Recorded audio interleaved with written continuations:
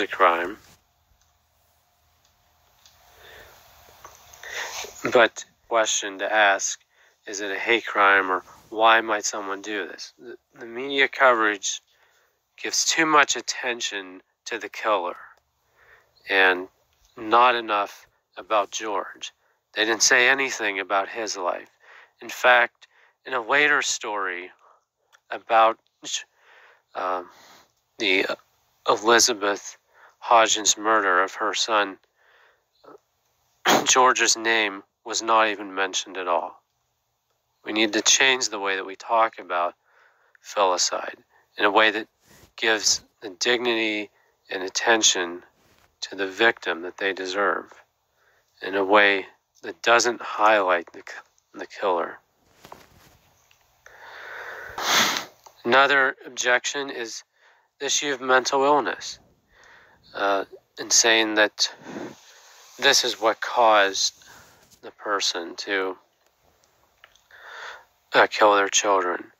In fact, there was a woman from the church I grew up in who drowned her two boys, 3 years old and 6 years old, in the bathtub.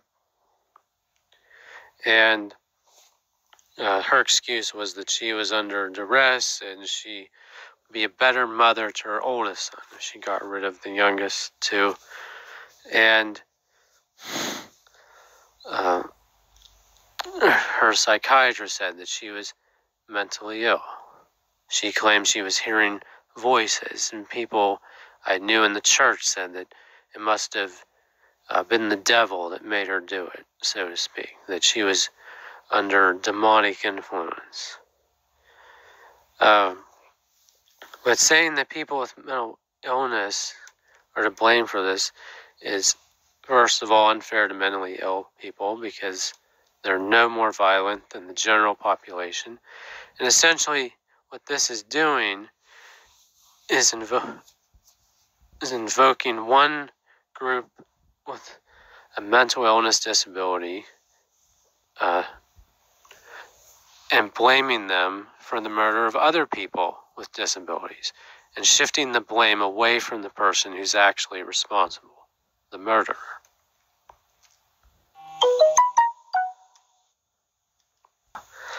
So how do we talk about this?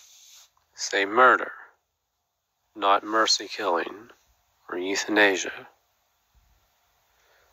Not to give the killer a platform on the news. Instead, a platform should be given to the victims, the friends of the victims, and other disabled folks. And how can we prevent this? Change the conversation, prosecute these crimes to the fullest extent of the law.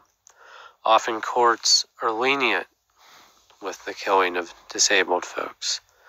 And this is unsurprising because we live in a society where it's still okay to torture mentally ill people with shock treatment, by electrocuting them. And yet,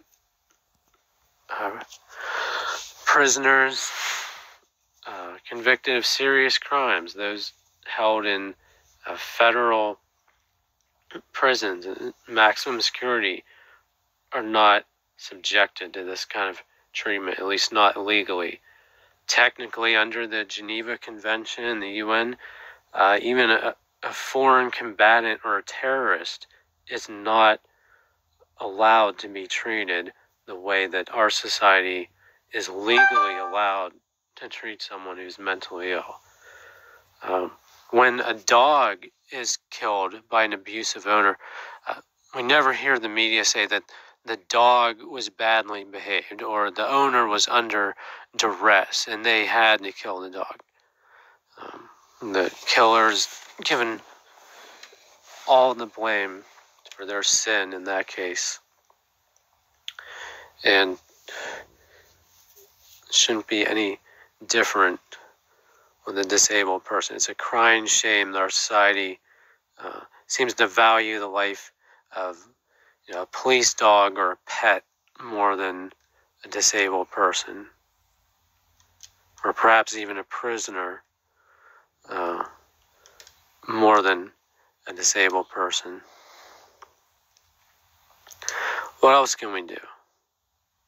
We can contact NCIL, National Council on Independent Living, ACIN, holding a vigil.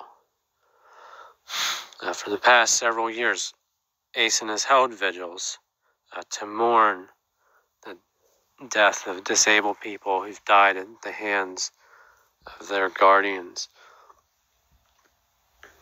You can watch the media. You can call for hate crimes legislation in our states.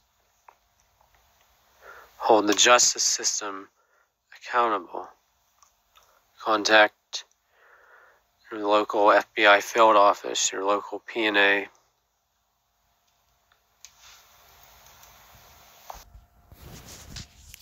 To end on a positive note, the disabled community in the United States has made progress by forming self-advocacy networks locally and around the world. And society as a whole has progressed in its views toward disabled folks. And finally, I want to end by saying that disabled individuals have not always helped ourselves or appropriately responded to the help, criticism, advice of others. And it's only by unifying together as one with our allies and even those who may disagree with us that we can achieve a society that enables all people to reach their full potential.